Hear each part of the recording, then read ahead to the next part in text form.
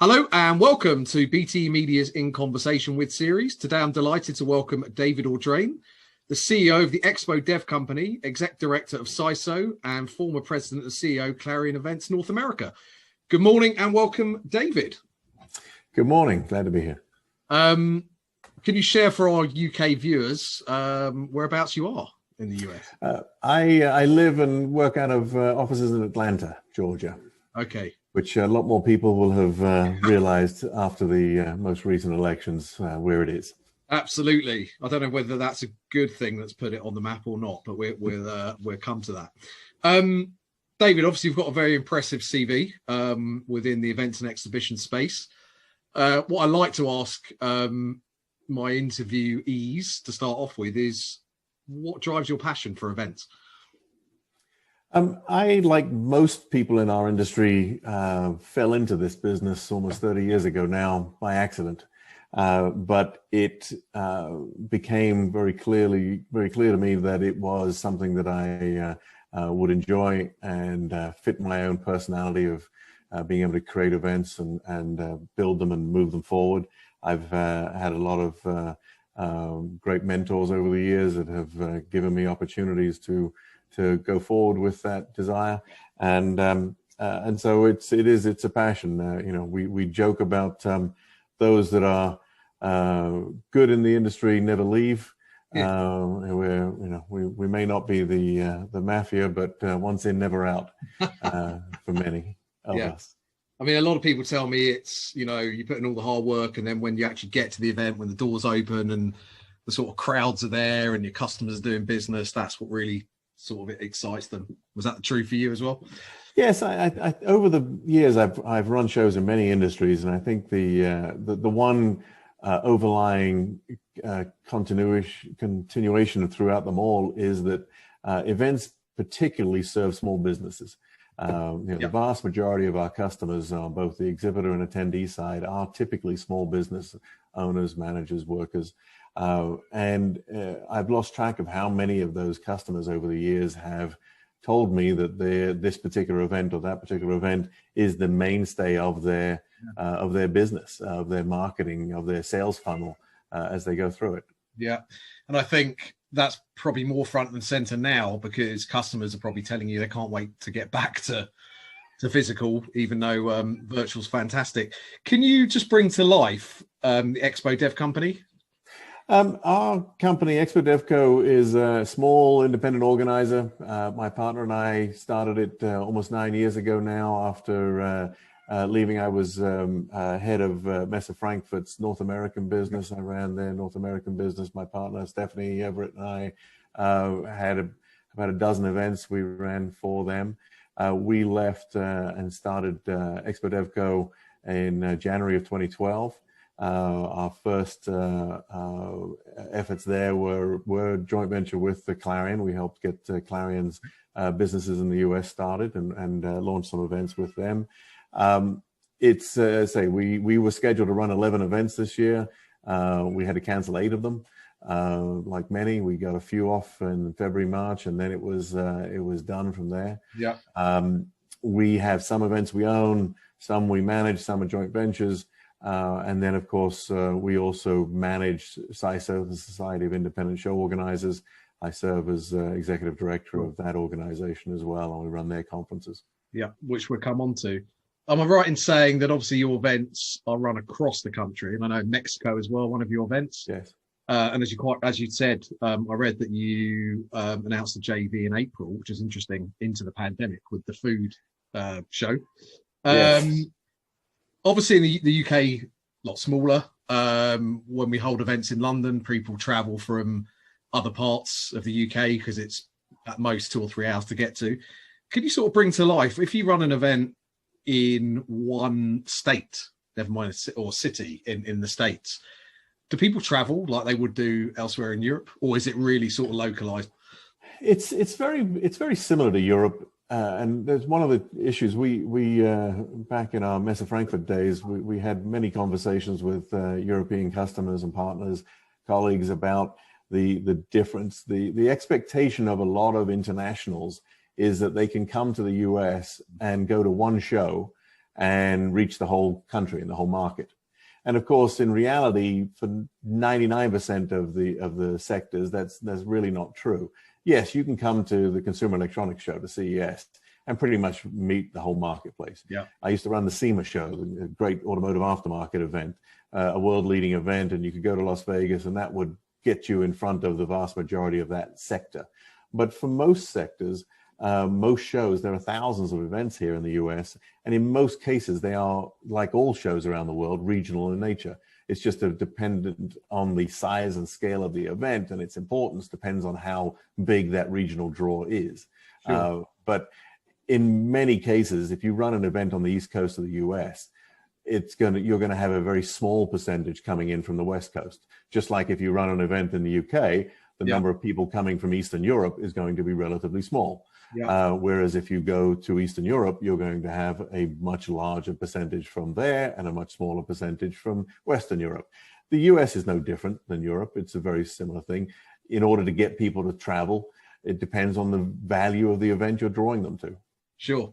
I ran an event in Messe Frankfurt in Frankfurt, and what we found quite quickly was that people wouldn't travel from Munich, right? So it was very, very localized to Frankfurt and the surrounding areas.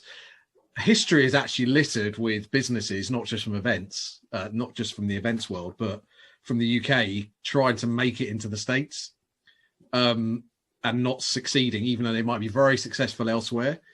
Why do you think that is? Well, again, I think it's like anywhere. You have to understand the market. You have to have boots on the ground. Very few people would attempt to launch a show in China without having local expertise, local experience, understanding of the market, and boots on the ground. The US is no different. For Europeans or anybody to come into the US market or to come into the European market and think they can do that successfully from outside without local experience, understanding, and boots on the ground is optimistic at best. Yeah, I think you're right. I had a chap called Mike Seaman on the other week from Raccoon Events. He's launching the running show, which has been very successful here in Boston. You might have read or heard about it. I know Mike. Yep. Yeah, and Doug Emsley is obviously investing into that. So I think that actually proves it's quite important, clearly, to have a team on the ground and people that know, with a track record. In terms of, so you run events in different industries, right? Mm-hmm. Am I right in saying that there are still a lot of commonalities between putting an event on, regardless of what industry it is? Well, I mean, obviously we're event organizers. So at the end of the day, the majority of what we do is similar from market to market. I've run events in everything from construction industry to fashion. I ran Magic. I ran the SEMA show, the big automotive show. I've run many industries, and I don't profess to be an expert in those industries. What we do is we partner with the right communities to build around our shows. So as organizers, the goal is to make sure that we bring the right buyers with the right sellers, and that we have the right expertise and knowledge of the market sectors to be able to do that effectively. So yeah, I see myself as an organizer first. I try to make sure that we have the right experience and the right connections. A good example of that is the deal you mentioned earlier that we did in the spring. The New England Food Show was actually owned and is owned partly still by the Massachusetts Restaurant Association. They are the community for the restaurant industry in Massachusetts, which is the heart of New England. They had produced the show for many years with partners. We became basically their latest partner. We bought half the show. We are organizing and managing. The association doesn't want to run the show. They are an association for the restaurant industry, so they want to support their industry. So we bring the show expertise. They bring the community. Yep. So we went into our first lockdown. We're sort of in a pseudo lockdown here in the UK. Even though most things are open, it's a bit of a strange time. We went into our lockdown originally on March 23rd, probably from memory similar in the States. Mm-hmm. When it hit, as an event organizer, what were you think? What were you thinking? What was the plan? Well, I'm an eternal optimist. Yeah. Luckily, my partner is much more of a realist, so we offset each other quite well. I, like most, thought this would be short term, Sure. and I think the most of us planned on that basis. We started moving things a few months, thinking that that would be fine. In pretty much 30 years in this business, I've never had to make an insurance claim before. Yeah. I'm now somewhat of an expert on making cancellation insurance claims. Yeah. Going forward. So we tried moving some events. We rescheduled and replanned over the spring and summer, eventually canceling 8 of our 11 events as we went through, including both of SISO's conferences. Yeah. It's now I think we all know that it's a much bigger hole than we ever thought we'd be in, and it's going to be a much tougher climb back out of that hole, because events are going to be coming back in different stages. We are seeing already here in the States, we're seeing a small number of smaller local shows, some B2C shows in local cities like Atlanta and Orlando and Texas, where the markets are technically open. The events can be held locally and bring in local attendees. And I think we'll start to see that grow gradually. We'll start to see more regional events come back. Large international events are going to be the last to come back. That's just the fact of the situation we're in with the international travel bans and so forth. Yeah. And again, it'd be useful for the viewers in terms of, I guess, the laws of the land, because again, referred to Germany earlier, they're very much dictated by the different regions, right? The different governance and regions. Is that the same in the States? So are you suggesting that in one state at the moment they can run a small show, but in another they can't? How's it working? Well, we are a federal system similar to Germany in that we have a lot of state powers and federal government above it. The difference here is the Germany has been quite good at coming up with collaboration between all of the states and the federal government and having consistent guidelines and protocols. Unfortunately, the US has not been very good at that. We have had very little federal governance and direction. And the states individually have the authority and the power to determine what they will do. So we have had states like Florida, Georgia, Texas, release a lot of the rules and allow for a lot of things to go ahead. And Nevada is a good example. They have went into major lockdowns, limited groups to dozens, and then 50, and then 250 recently, and up to 1,000. And the governor there is now talking about finally allowing events up to 50% occupancy and density ratios, which is obviously one of the things we've been advocating for as an industry is look at density, don't look at numbers. But we have states like California, Illinois, New York that have still complete lockdowns on any events, and may well be many months before they start opening up. So it is a patchwork, unfortunately, here in the US with very mixed guidelines across the country, which makes it very difficult for us. Sure. And I want to move on to talk about your role and SISO in general. In the UK, we have a number of industry bodies. You're probably aware of the Association of Exhibition or Event Organisers, or was the Exhibition Organisers. And one of the challenges that body's faced and the trade and consumer show sector in general has been lobbying the government for them to understand there's a difference between that type of event and a wedding or business events, or even the hospitality industry. We just can't get through that. We're not putting on an event in a restaurant. Can you introduce us to SISO and your role within it, and how that works within the States, really, and how it's been lobbying central and local government?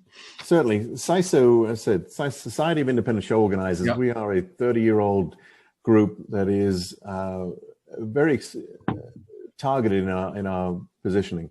SISO has always been an exclusive group only for for-profit show organizers. It was started here in the US. It has a global membership. We're still headquartered here in the US, but our members are from throughout the world. And if you start with Informer and read and go down the list of the largest organizers, the vast majority of them are SISO members. Yeah. We also have mid-sized companies and more regional companies like the Access Intelligences and the Emeralds and the Diversifieds here in the US, the Montgomerys in the UK and so forth, down to little companies like my own. And many of the entrepreneurial. So it's always been sort of an ecosystem of helping the smaller entrepreneurial companies grow to the mid-sized ones and become attractive targets for the larger ones. And that's been our focus. We have not done advocacy work in general in the past to any large degree. We've supported different issues, but for the most part, it wasn't deemed to be necessary. As for many of the associations. Yeah. This crisis, of course, created that big challenge for the whole industry. And we've worked with UFI on some of the international aspects and the advocacy work. We work closely with the AEO and Chris Keith and his team there. Yeah. So we have collaborations with many of the organizations around the world. In the US, obviously the US is the largest market for exhibitions and events in the world. So, there are a number of associations here that we are collaborative with, from IAE to SEER to ESCA, the suppliers, service contractors, to EDPA and others. In March, when this really started to just become critical, there was a move to create one umbrella advocacy group. It was called the Go Live Together Coalition. Freeman company took the lead in getting that started to get people communicating as one.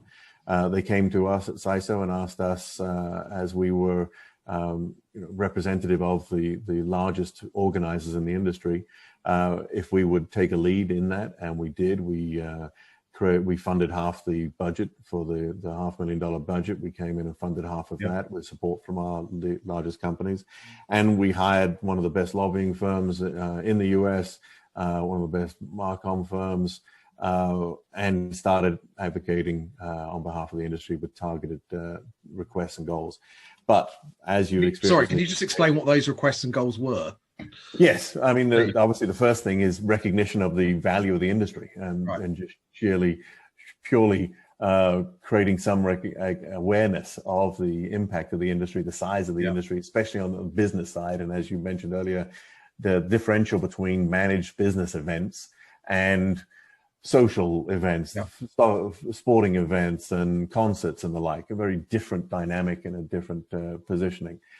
We've had limited success, some success. Obviously, we've been able to educate the political infrastructure to some degree, but of course, the crisis is so enormous, and there are so many sectors being impacted that it is hard to maintain a high profile. So we have been focused on major issues like business liability protection for our companies, like tax credits for companies trying to get back in exhibiting, but also for some of the cleaning and safety costs that are coming out right now. And then insurance is a huge issue for us with the elimination of communicable disease coverage from cancellation insurance. So there's work here on legislation to try to bring in a government-backed insurance program for event cancellation included underneath the business interruption area, similar to what happened after 9/11 when terrorism coverage was impossible to find at that time. So those are some of the areas we're advocating for, in addition to obviously the huge need for stimulus and general government support, that we are part of several coalitions, business industry coalitions, looking to try to get more government support here in the US on that side. And what has the support been like? Frankly, pretty minimal. Again, the US government is overwhelmed, for want of a better description. We are having some better success on some of the local areas. I say Nevada is a good example where, we have advocated from the beginning that numbers of people in meetings is a frankly silly measurement, because putting 50 people in a 400 square foot room is a lot different than putting 50 people in a 100,000 square foot convention center or exhibit hall. and yet the governments have been, unresponsive to that pure logic. We have been from the very beginning advocating for the view of density, the fact that we can manage business events in a safe environment with cleaning, with safety protocols, with masking and the like, and that with occupancies of even 50%, the safety of people coming into business events is far easier to manage than walking into a grocery store or walking into a shopping mall, all of which are open and have been here for the duration. So those are areas we continue to be challenged on and working for. And you said that obviously some events are running in certain states. Could you give us a sense of what safety protocols they've had to put in place? Is everyone masked up? Is it one way? We as SISO have certainly supported the utilization of the All Secure guidelines that were developed early on in the spring through a collaboration with Informer and Reading Clarion.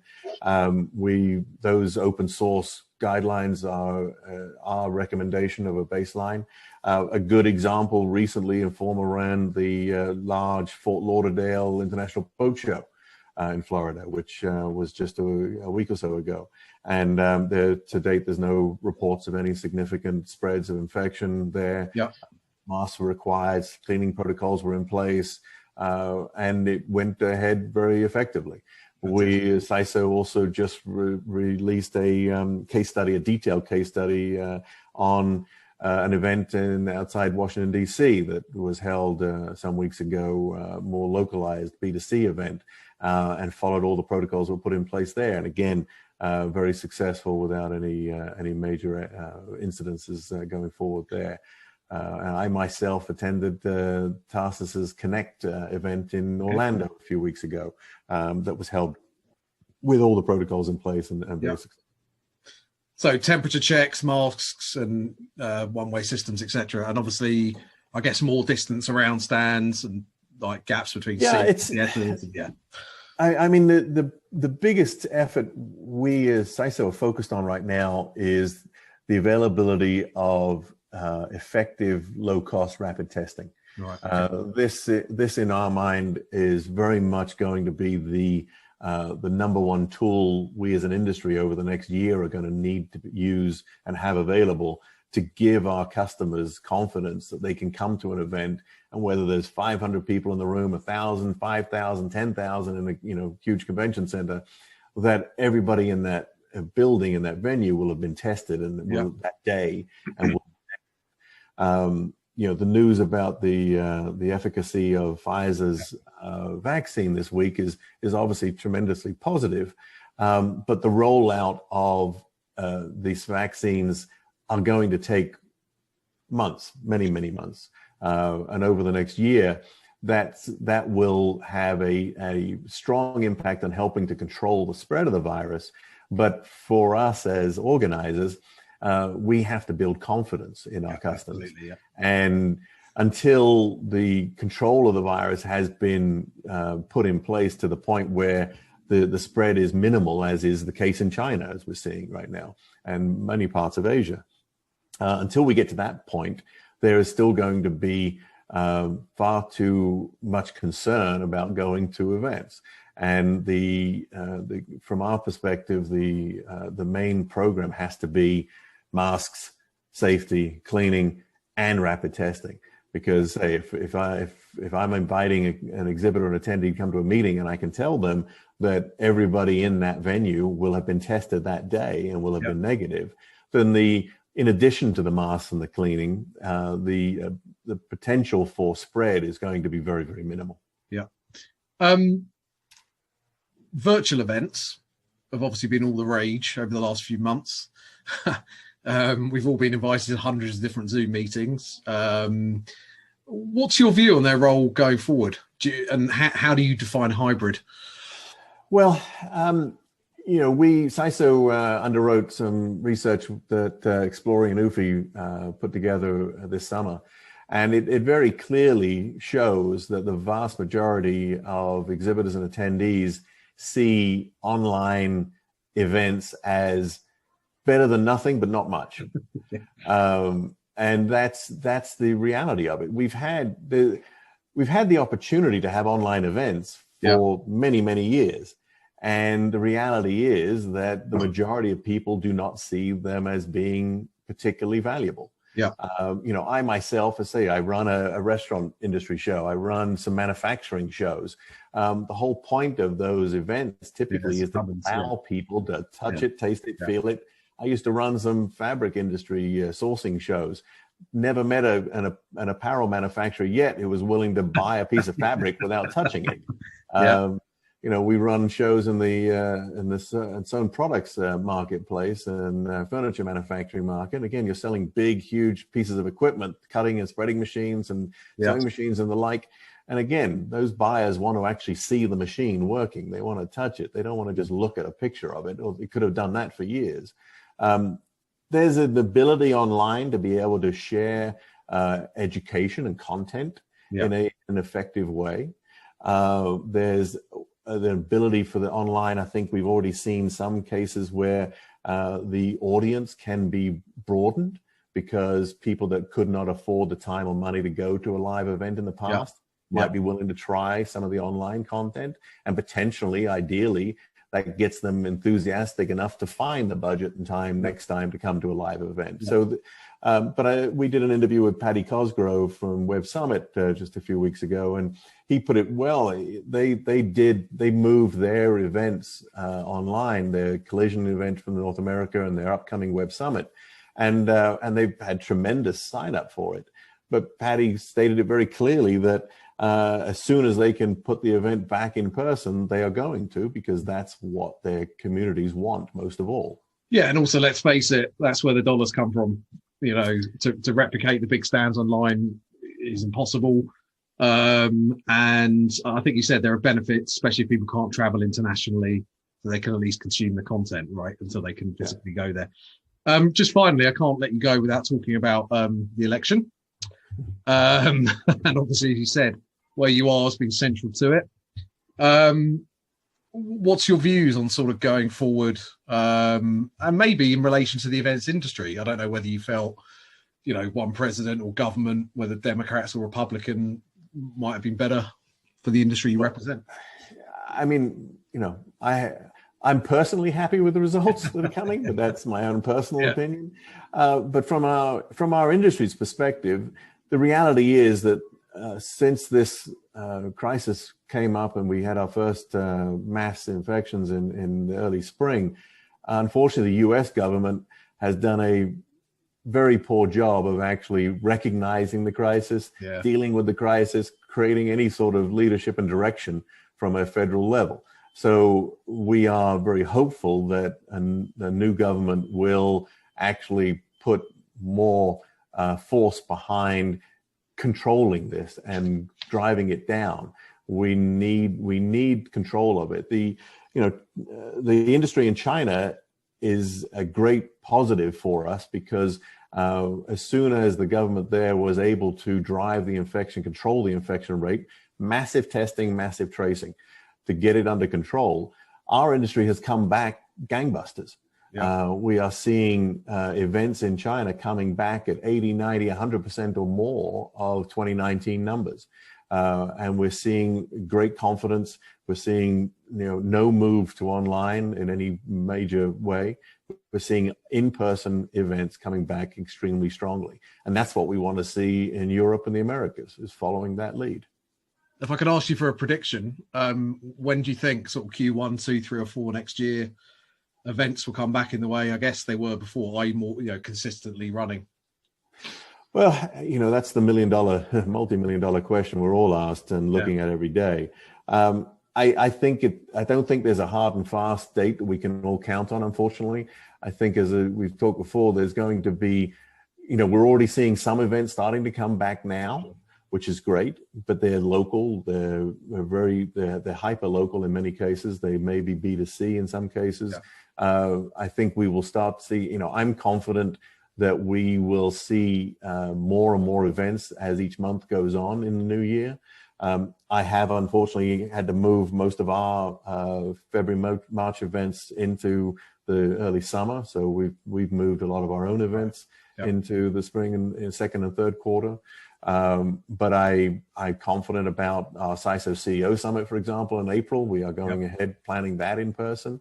Okay. And I think, I believe we'll see bigger regional events starting in the first quarter, more so in the second quarter.